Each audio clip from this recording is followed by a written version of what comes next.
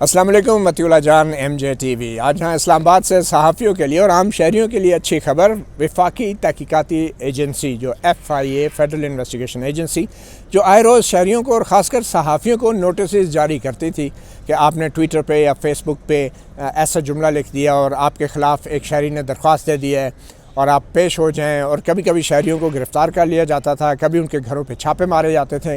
اس والے سے اسلام آباد ہائی کورٹ نے 3 نومبر کو ایک بڑا سخت حکم نامہ جاری کیا تھا اور FIA کو وارننگ دی تھی کہ آئندہ کسی شہری کو اور خاص کر صحافیوں کو بغیر تاریخ کے کوئی نوٹس جاری نہ ہو، اور نوٹس کے اندر یہ بھی بتایا جائے کہ کس شہری نے کیا شکایت کی ہے اور کون سے شواہد ہیں جن کے بنیاد پہ یہ انکوائری کی جا رہی ہے، یا شہریوں کو یا صحافیوں کو ہراساں کرنا بند کیا جائے۔ تو آج کی بڑی خبر یہ ہے کہ اسلام آباد ہائی کورٹ کے ان فیصلوں کی وجہ سے، ان احکامات اور ہدایات کی وجہ سے اب FIA کی طرف سے اشارے مل رہے ہیں کہ وہ کافی محتاط ہو چکی ہے۔ اور آج کی بڑی خبر یہ ہے کہ اسد طور جو جرنلسٹ ہیں جن کے خلاف پنجاب کے دور دراز علاقے میں مقدمہ درج کیا گیا تھا FIA کے پاکستان الیکٹرانک کرائمز ایکٹ 2016 کے تحت، اور کہا گیا تھا کہ اداروں کو تذیق کا نشانہ بنا رہے ہیں، وہ مقدمہ آج ختم ہو گیا ہے اور آج اسد طور جو ہے وہ باعزت طور پہ ان کو تمام الزامات سے بری کیا، اور FIA نے انکار کر دیا ہے وہ مقدمہ درج کرنے کے لیے جو مقدمہ پنجاب کی پولیس نے ان کو بھیجا تھا کہ یہ آپ کے دائرہ کار میں آتا ہے۔ اس انکار کے بعد جو اسد طور نے اپنی ضمانت کی درخواست درج کرائی ہوئی تھی سائبر کرائم کورٹ راولپنڈی میں، وہ درخواست بھی واپس لے لی ہے۔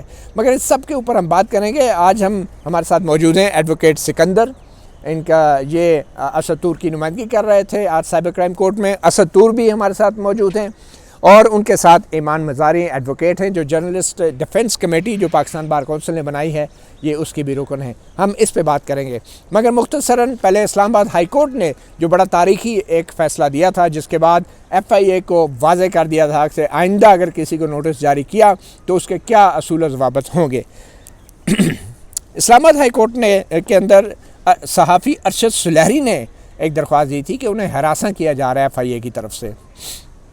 اسلام آباد ہائی کورٹ نے کہا کہ تفتیشی افسر نے صحافی کی گرفتاری پہ جو چھاپے مارے وہ بھی غلط تھے، اور اس کا کوئی جواز تفتیشی افسر نہیں دے سکا۔ اور پھر عدالت کے استفسار پہ تفتیشی افسر نے یہ اعتراف کیا کہ ارشد سلیحری کے خلاف کوئی ایسا ٹھوس قابل دست اندازی ٹھوس ثبوت نہیں ملا۔ پھر FIA کے مطابق شکایت کنندہ نے صحافی کا موبائل نمبر کا ذکر کیا تھا۔ ارشد سلیحری کی بات ہو رہی ہے۔ ہائی کورٹ نے نوٹ کیا کہ تفتیشی افسر عدالت کو پیکا قانون کی خلاف ورزی کے حوالے سے مطمئن نہیں کر سکا، جس کی بنیاد پہ FIA نے ایسی لاپرواہی کا مظاہرہ کیا کہ جس سے صحافی اور اس کے اہل خانہ کو دھمکایا گیا اور انہیں ہراساں کیا گیا۔ چیف جسٹس عطا بن اللہ نے یہ فیصلہ لکھا ہے اور انہوں نے کہا کہ FIA کی یہ کارروائیاں جو لاپرواہی سے کی گئی، یہ آرٹیکل 19 آزادی اظہار رائے کی خلاف ورزی ہیں، اور یہ آئین کا وہ آرٹیکل ہے جو آزادی اظہار رائے کی ضمانت دیتا ہے۔ صحافیوں کو خوف میں مبتلا کرنا اس کی آزادی صحافت پہ قدغن ہے، جو کسی بھی آئینی اور جمہوری معاشرے کے لیے قابل قبول نہیں ہوتی۔ ریاستی اداروں کے ایسے اقدامات صحافتی آزادی کے منافی ہیں اور آئین کے آرٹیکل 19 کی خلاف ورزی ہیں۔ صحافی کو درپیش ممکنہ یا حقیقی خطرات یا دھمکی آمیز رویہ بھی آئین کے آرٹیکل 19 کی خلاف ورزی تصور ہوگا۔ صحافیوں کو تحفظ دینا حکومت اور ریاست کے اداروں کی ذمہ داری ہے، کیونکہ یہ آئین کے آرٹیکل 19 میں بنیادی حق کے طور پہ درج ہے۔ آزادی رائے اور آزادی صحافت کو یقینی بنانے والے معاشرے کرپشن اور بدعنوانی سے بھی آزاد ہوتے ہیں۔ آزاد صحافت کسی بھی معاشرے میں ذہنی ترقی اور سائنسی ایجادات اور معاشرتی اور سیاسی سوچ کے فروغ کے لیے انتہائی ضروری ہیں۔ FIA کی لاپرواہی سے بھرپور ایسے اقدامات کا یہ پہلا کیس نہیں ہے۔ بے شمار ایسی درخواستوں میں FIA کے نوٹسز کو چیلنج کیا گیا ہے۔ حکومت صحافیوں کے خلاف انتقامی کارروائیوں کے تاثر کو دور کرے۔ حکومت آزادی صحافت سے متعلق صحافیوں کی شکایات سننے کے لیے ایک علیحدہ سے فورم تشکیل دے۔ ایک تاثر ہے کہ حکومتی اہلکار الیکٹرانک کرائمز ایکٹ کے قانون مجریہ 2016 کے جابرانہ اختیارات کا ناجائز استعمال کرتے ہیں اور آزاد خیال صحافیوں کے ساتھ دھمکی آمیز رویہ رکھتے ہیں۔ اس تاثر کو دور کرنے کے لیے حکومت سے توقع کی جاتی ہے کہ وہ تمام شراکت داروں سے بامعنی مشاورت کریں، جیسا کہ all Pakistan newspaper society APNS، Pakistan federal union of journalist PFUJ اور CPNA وغیرہ۔ تو یہ وہ فیصلہ تھا اسلام آباد ہائی کورٹ کا، 3 نومبر کو آیا تھا، جس کے بعد اب آہستہ آہستہ FIA کو بھی یہ اندازہ ہو رہا ہے کہ اب اتنا آسان نہیں کہ کسی کو فون کر کے دھمکا دیا, کسی کو بغیر تاریخ کے اور بغیر شواہد کے نوٹس بھیج دیے اور کسی کو جا کے گرفتار کر لیا. ہمارے ساتھ موجود ہیں ایڈوکیٹ سکندر جو اسد طور کے وکیل تھے. ایڈوکیٹ سکندر صاحب, آپ کچھ بتانا چاہیں گے کہ آج ہوا کیا سائبر کرائم کورٹ میں, اور کیا توقع کر رہے تھے آپ؟ کیونکہ گزشتہ سماعت سے یہ لگ رہا تھا کہ شاید وہ کہتے ہیں نا مدعی سست گواہ چست, تو یہاں پہ تو سنا ہے ایف آئی اے والے کہتے ہیں ہم کیس نہیں درج کر سکتے, ہمارے پاس شواہد کوئی نہیں ہے, اور سائبر کرائم کورٹ کے جو عارف نیازی صاحب جج تھے وہ کہہ رہے تھے کہ ایف آئی اے پرچہ کاٹے. یہ کیا ہو رہا تھا؟ دیکھیے, لاسٹ ڈیٹ آف ہیئرنگ پہ آج سے پہلے 3 تاریخ کو جج صاحب نے ایک حکم دیا, اور وہ حکم ہمارے لیے بھی تھوڑا سا آپ کہہ لیں ایکسپیکٹیشن سے ہٹ کے تھا. اس کی بنیادی وجہ یہ تھی کہ جج صاحب نے فیصلہ محفوظ کیا تھا پری اریسٹ بیل پہ. یہ 3 تاریخ کو سائبر کرائم کورٹ کا حکم تھا, اسی روز جس روز اسلام آباد ہائی کورٹ کا بھی حکم زبانی آ گیا تھا. جس دن زبانی آیا اسی دن سائبر کرائم کورٹ نے حکم آرڈر ریزرو کیا, اور ایکسپیکٹیشن ہماری یہ تھی کہ یا ضمانت پری اریسٹ بیل ہماری کنفرم کی جائے گی یا خارج کی جائے گی, کیونکہ تھی ضمانت کی درخواست. جی, کیونکہ بنیادی طور پہ ایک ضمانت کی درخواست تھی جس میں عدالت کی ایک محدود جورسڈکشن ہوتی ہے. اس معاملے میں جب ایف آئی اے نے خود کہہ دیا کہ سیکشن 11 جو کہ ہیٹ سپیچ ہے, سیکشن 20 جو کہ ڈیفیمیشن ہے, ایف آئی اے کے آئی او نے کہا جی یہ سیکشنز نہیں بنتے ہمارے نزدیک, لہٰذا اور ساتھ میں ایڈ کرتا چلوں کہ کمپلیننٹ نے بھی ایفیڈیوٹ فائل کر دیا کہ میں اس کیس کو پرسو نہیں کرنا چاہتا. جب ان کی طرف سے یہ سٹیٹمنٹس عدالت کے سامنے ریکارڈ کیے گئے تو ہماری ایکسپیکٹیشن یہی تھی کہ ایف آئی آر کو جو ہے یا تو عدالت ختم کر دے گی یا پھر ضمانت جو ہے اس کو آرڈر کرے گی. لیکن آرڈر یہ آیا کہ جج صاحب نے پولیس کو یہ لکھا کہ آپ اپنا پرچہ کینسل کریں, رپورٹ ایف آئی اے کو بھیجیں, اور ایف آئی اے کو یہ حکم نامہ جاری کیا کہ آپ ایف آئی آر رجسٹر کریں. یہ جج صاحب ضمانت کی درخواست پہ ایف آئی آر کاٹنے کا حکم دے رہے ہیں. ایف آئی آر کاٹنے کا حکم دے رہے ہیں جو کہ انکنونشنل کہہ سکتے ہیں ہم کہ اس کی روایت نہیں ملتی. عموماً عدالت جو ہے اپنے آپ کو بیل سٹیج پہ محدود رکھتی ہے ٹو دی ایکسٹینٹ آف بیل. پھر آج کیا ہوا؟ آج دوبارہ جب عدالت کا آغاز ہوا تو جج صاحب نے یہی سوال دوبارہ جو ان کے آرڈر میں تھا یہی ایف آئی اے کے سامنے رکھا اور پولیس کے سامنے رکھا کہ کیا میرے آرڈر کے مطابق پچھلا پرچہ پولیس کا جو جاتلی تھانہ میں کاٹا گیا تھا, کیا اس کی کینسلیشن اور subsequent registration of F I R by F I A کی گئی یا نہیں. جس پہ ایف آئی اے کا جو لائر تھے انہوں نے وہاں پر ایک ریٹن سٹیٹمنٹ جمع کرائی, اور اس کے ساتھ انہوں نے کمپلیننٹ کا ایفیڈیوٹ بھی لگایا, جس کے بعد انہوں نے یہ سبمیشن دی کہ ہمارے نزدیک مقدمہ نہیں بنتا کیونکہ سیکشن 11 ہیٹ سپیچ ہے اور ایسا کوئی مواد پرووائڈ نہیں کیا گیا. اور سیکشن 20 متی صاحب میں یہ بتاتا چلوں as relates to defamation of a natural person. اب نیچرل پرسن قانون میں ایک فرد کو کہا جاتا ہے, اداروں کو نہیں کہا جاتا. تو جب قانون میں وہ گنجائش موجود نہیں تھی تو ایف آئی اے کے لیے یہ ممکن نہیں تھا کہ وہ اس پرچے کو رجسٹر کریں, جس وجہ سے ہمیں لگا کہ شاید جج صاحب پیکا لاء سے آلدو وہ پیکا عدالت میں ہیں شاید ان معاملات پہ اتنے کلیئرٹی نہیں تھی. اچھا یہ بتائیں کہ جج صاحب یہ بھی کہہ رہے تھے کہ آپ نے موبائل کیوں نہیں قبضے میں کیا اور آپ نے انویسٹیگیشن کیوں نہیں کی, ایف آئی آر کیوں نہیں کاٹی؟ یہ جج صاحب پیکا کے جج صاحب ضمانت کی درخواست سنتے ہوئے اس طرح کی باتیں بھی کر رہے تھے. دیکھیے یہ بات بالکل کی گئی عدالت میں, لیکن عدالت کو ہم نے یہ سبمٹ کیا اسی بات پہ کہ پیکا قانون کے تحت یہ صرف آتھرائزڈ آفیسر جو ہوتا ہے یعنی کہ تفتیشی افسر جو ہوتا ہے یہ اس کی ثوابدید اور جورسڈکشن ہے کہ وہ جو بھی شواہد دیے جاتے ہیں ان کو دیکھیں اور اس کے بعد وہ یہ تعین کریں کہ کیا ایف آئی آر کرنا بنتی ہے یا نہیں. ٹھیک ہے. اسد طور صاحب, ایک تو بہت مبارک ہو آپ کو, اتنا بڑا آپ نے کیس جیت لیا, لیکن آپ کو نہیں لگتا یہ بڑا ڈرانے دھمکانے والا معاملہ زیادہ تھا اور کوئی قانونی کارروائی کم ہی لگ رہی تھی, اور یہ ڈرانے دھمکانے کا کام کسی وقت میں ایف آئی اے کرتی تھی, اب تو پیکا کی عدالت میں بھی یہ کام ہونا شروع ہو گیا؟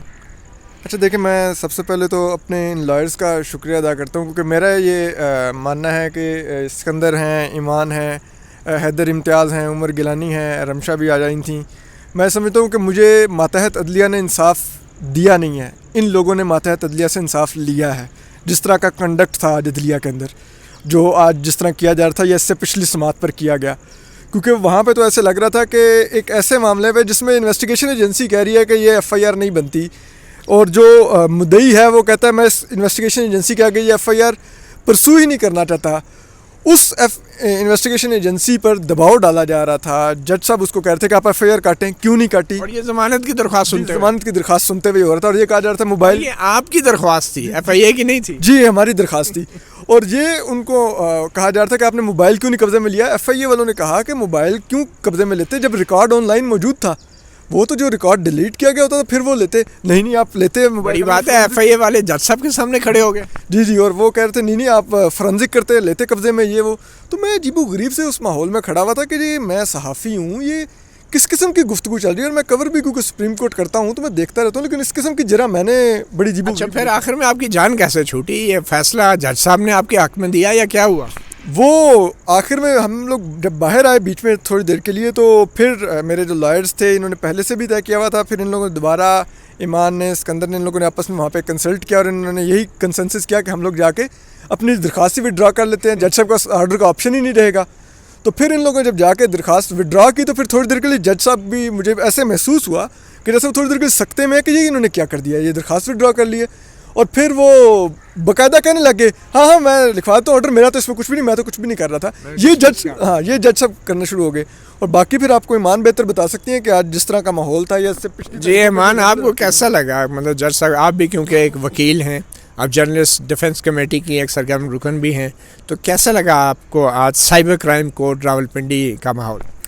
मुझे लगा कि मैंने पहले कभी कोर्ट में इस तरह का माहौल नहीं देखा, जहाँ जज साहब इतने एडमेंट हैं कि एक FIR दर्ज हो जहाँ कोई केस बनता नहीं है। फिर जो आई थिंक कंक्लूडिंग भी उनके रिमार्क्स थे इन्वेस्टिगेशन ऑफिसर को, वो भी काफ़ी वाज़ेह कर देते हैं कि ये कहाँ से इंस्ट्रक्शंस आ रही हैं कि सहाफ़ियों को हरास किया जाए, इंटिमिडेट किया जाए, और ये किन की इंस्ट्रक्शंस पे चलते हैं।